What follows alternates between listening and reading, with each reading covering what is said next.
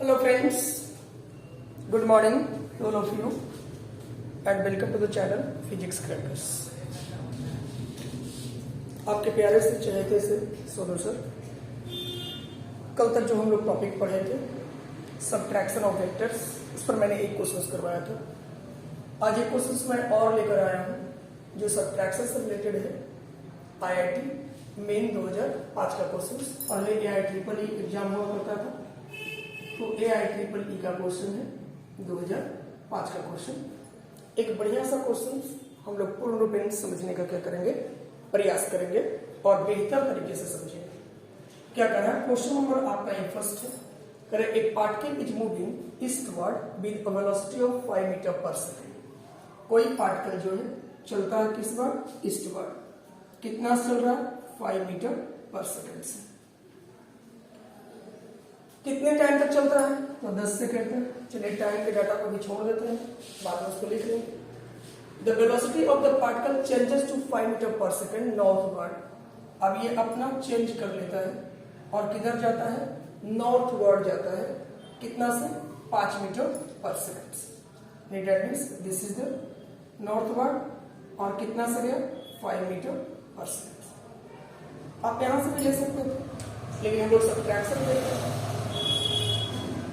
तो यहां से ले लिया गया। द एवरेज एक्सेलरेशन आपको निकालने का रहा, एक्सेलरेशन।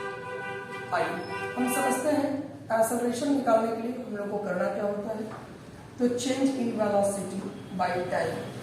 चेंज इन वेलोसिटी और बाय क्या लिखना होता है, चेंज इन टाइम, यानी टाइम में जो चेंजिंग होगा। ठीक है, ये ध्यान रहे। तो एक्सेलरेशन ए बराबर आप लिख सकते हो v माइनस यू और बाई क्या चीज टी।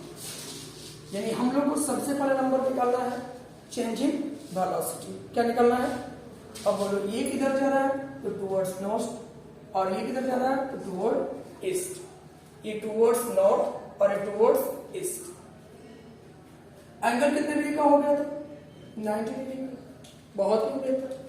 अब यहां से देखो आप, this is the resultant vector और इस रिजल्टेंट वेक्टर का नाम हम दे सकते हैं कोई। चलो वेलोसिटी मैंने मान लिया v, that is the resultant velocity.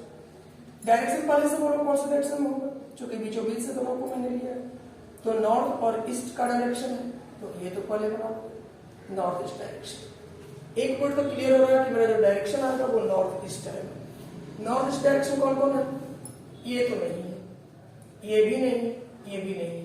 मतलब हम चाहते तो डायरेक्ट यहां से भी आंसर लिख सकते हैं कि मेरा आंसर बी ही होगा।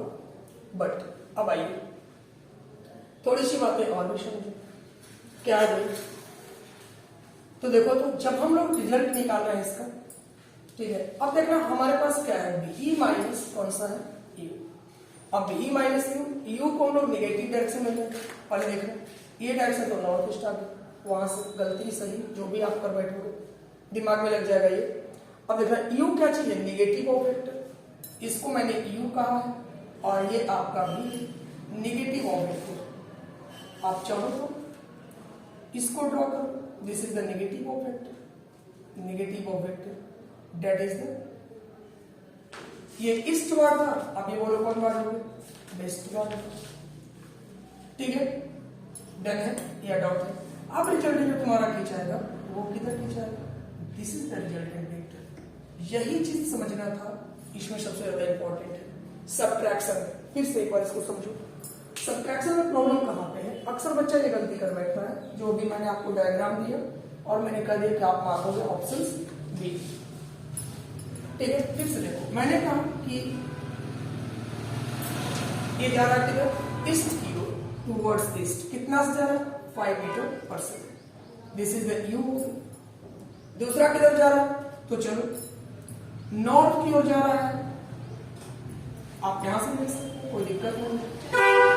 कितना जा रहा है, तो v हो गया 5 मीटर पर सेकेंड। अब बोलो u, यहां पर मेरे पास है क्या, v vector minus u vector, v vector minus u vector और by t equal to acceleration होता है। तो मैं पहले निकालना चाहूंगा v vector minus u vector. और v vector minus u vector कैसे लिखते हो, v वेक्टर मैंने कल बताया था negative of u vector, negative of कौन वेक्टर लिखो, u वेक्टर लिखो। अब बोलो u का नेगेटिव किधर आएगा, मैंने ड्रॉ कर ये निगेटिव ऑफ बी वेक्टर हो गया। स्पीड मैग्नीट्यूड में तो कोई चेंज नहीं आएगा, तो 5 मीटर पर सेकेंड निकल जाएगा। अब बोलो डायरेक्शन को कहां से निकालते हैं, तो इन दोनों के लिए इसका वेलोसिटी से इसका वेलोसिटी से कोई चेंज नहीं है, ये आपका हो जाएगा कोई रिजल्टेंट वेक्टर। डन है, this is the V R vector, resultant vector, और यही हमको निकालना है। अब डायरेक्शन देखो तुम्हारे पास चेंज हो गए, सर ये तो नॉर्थ है, ये तो ईस्ट है, ये क्या हो गया, वेस्ट हो गया। अब तुम्हारे पास डायरेक्शन आ रहा है कि सर नॉर्थ वेस्ट होगा।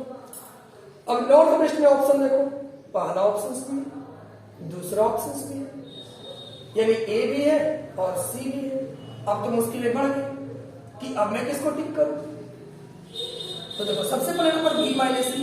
अब रिजल्ट बोलो, मैंने कल बताया था आर वेक्टर का mod is equal to under root, क्या लिखोगे, क्या लिखोगे, बोलो v का स्क्वायर प्लस u का स्क्वायर प्लस माइनस, अभी प्लस लिखो 2v u cos, और बोलो तो एंगल कितना डिग्री पड़ जाएगा, 180 डिग्री माइनस, ठीक है। अब cos 180 माइनस थीटा, टर्म क्या चीज चला जाता है, माइनस में चला जाता है, इक्वल्स टू कॉन थीटा cos थीटा। कल की थ्योरी को पलटो, देखो आराम से रिजल्ट लिखो। अब बोलो R vector is equals to, मेरे पास क्या हो जाएगा, आर वेक्टर का मोड जो मैंने वी आर के रूप में लिखा है, बोलना वाला v के जगह पर कितना का स्क्वायर, 5 का स्क्वायर, u के जगह पर कितना का स्क्वायर, 5 का स्क्वायर, माइनस 2 v के जगह पर 5, u के जगह पर 5, और cos थीटा, cos कितना देंगे, बोलो इन दोनों के बीच का एंगल 90 डिग्री है, तो 90 डिग्री होगा। अब टर्म देख लो तुम, cos 90 जैसे ही आ जाएगा, रिजल्ट विल बी 0। अब बोलो r इक्वल टू कितना हो गया हमारा, तो r वेक्टर का मोड बराबर 25 प्लस 25, दैट मींस कितना हो गया वाला, तो अंडर रूट 50, और अंडर रूट 50 को कितना लिखोगे वाला, 2 इंटू 25 लिख सकते हैं, दैट मींस यहां से जो रिजल्ट मिल जाएगा वो 5 रूट 2 मिलेगा। ये आ गया आपको चेंज इन वेलोसिटी मीटर पर सेकंड, जिसे आर वेक्टर लिख रहे हो, और यही आर वेक्टर के मोड को मैंने नाम दिया है, कौन वेक्टर, बी आर वेक्टर का मोड। डन। अब हमें डायरेक्शन निकालना है, क्या निकालना है, तो डायरेक्शन तो ऑलरेडी मिल चुका है, क्योंकि दोनों का दोनों सेम मैग्नीट्यूड का है, तो ये गुजरेगा कहां से, बीचों बीच से। ये डायरेक्शन आपको हो जाएगा नॉर्थ वेस्ट, ये क्लियर। हमें निकालना क्या था, acceleration, change in velocity by time.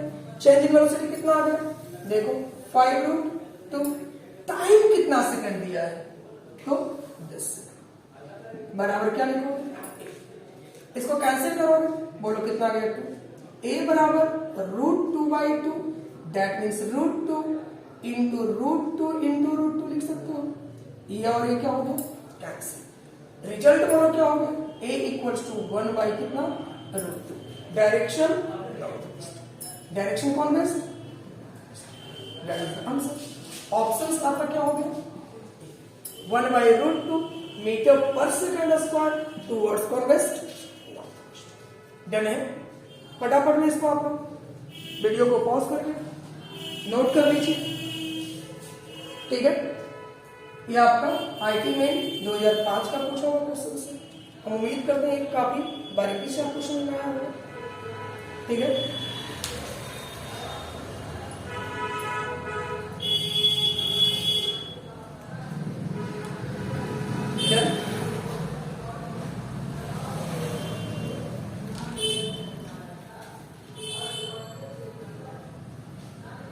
मिटा दिया जाए फिर से, चलिए ये क्वेश्चन आपका सॉल्व हो गया। अब आइए दूसरे क्वेश्चन पर हम लोग बढ़ते हैं। किस क्वेश्चन पर बढ़ते हैं, दूसरा क्वेश्चन भी आईटी मेंस का ही क्वेश्चन है, ठीक है। आईटी मेन का क्वेश्चन, दूसरा नंबर क्वेश्चन 2010 का क्वेश्चन है या 8 का। अब देखो इस क्वेश्चन को लोग कैसे सॉल्व करेंगे, क्वेश्चन नंबर 2 को बहुत ही इजी वे में आप सॉल्व कर सकते हैं।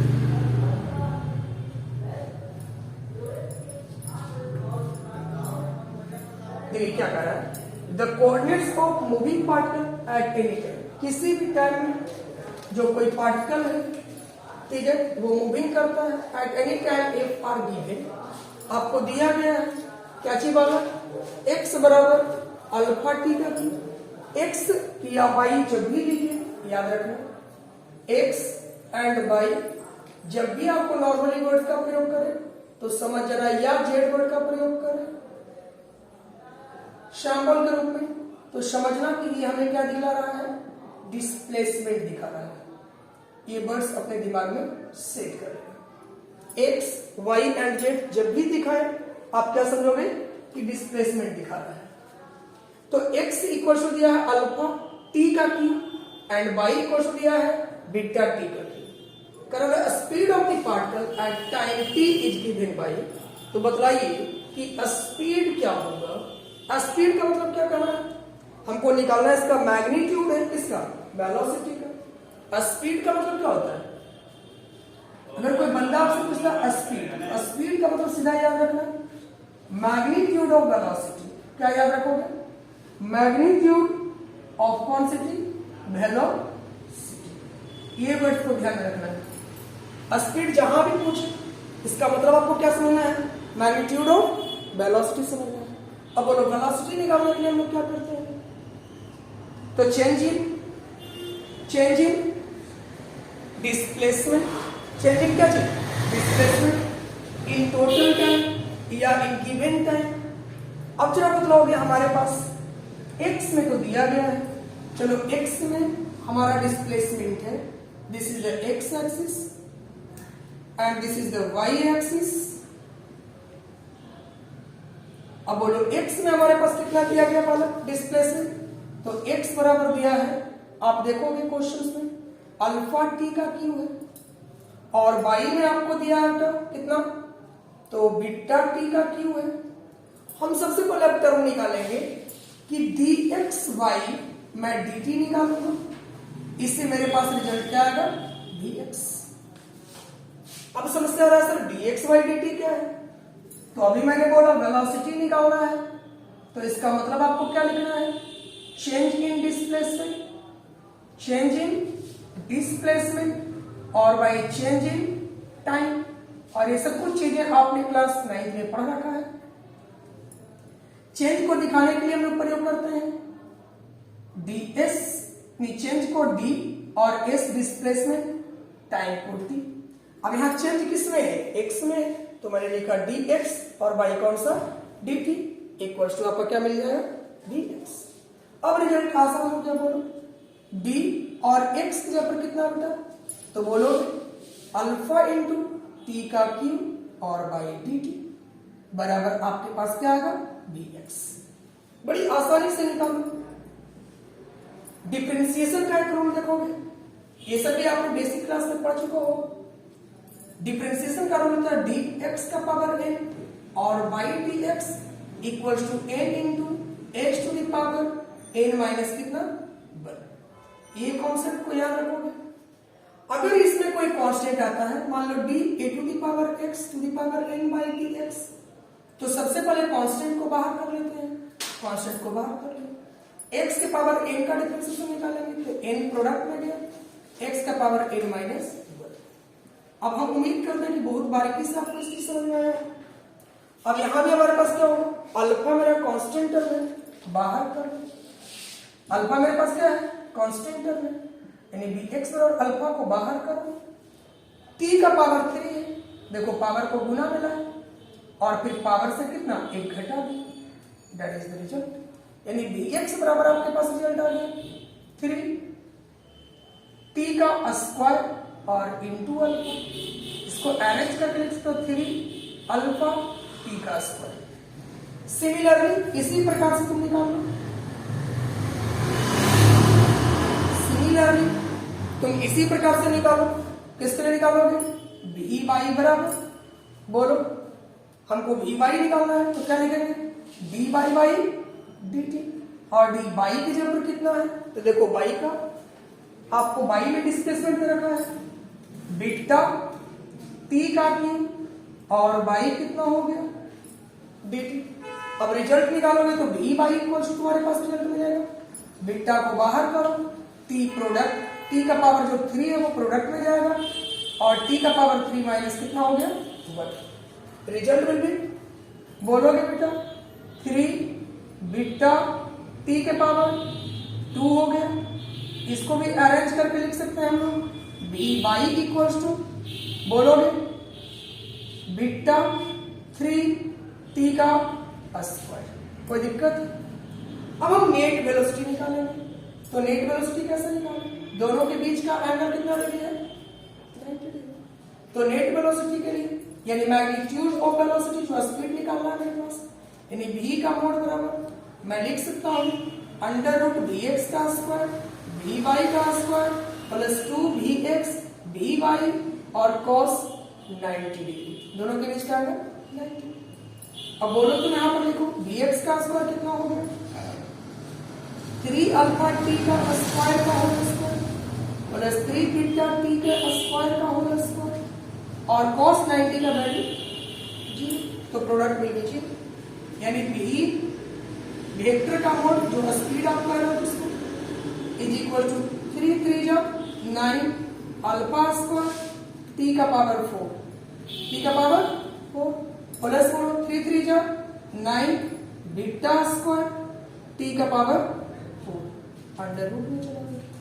हम इसमें से कॉमन ले सकते हैं, बोलो किसको कॉमन ले सकते हैं 3 और t के पावर 4 को, 3 और t के पावर 9 पूरे कॉमन लेना पहले 9 t का पावर कितना 4 को कॉमन लोगे मिल जाएगा आपके पास कितना अल्फा का स्क्वायर प्लस बीटा का स्क्वायर का ओवर रूट। रिजल्ट निकालना 9 का स्क्वायर रूट 3 हो गया, t के पावर 4 का स्क्वायर t का स्क्वायर हो गया, बचा हुआ क्या रह गया अंडर रूट में, तो बोलो अल्फा का स्क्वायर प्लस बीटा का square. That is the answer. अब देख लो ऑप्शन कौन सा आपका है 3t का स्क्वायर अल्फा का स्क्वायर प्लस बीटा का स्क्वायर। देखो ऑप्शन कौन सा है डी। तो बस आपको जो कॉन्सेप्ट सिखाया गया है कॉन्सेप्ट पर आप पढ़ी रहो और कॉन्सेप्ट के अकॉर्डिंग क्वेश्चंस को सॉल्व करो, आपका सॉल्यूशन रिजल्ट आपके पास मिल जाएगा। ये दोनों का दोनों क्वेश्चंस आईटी मेन का था, that means AI triple E में पूछा हुआ क्वेश्चंस। ठीक है, तो हम उम्मीद करते हैं कि पूरे टर्म आपको समझ में आए होंगे।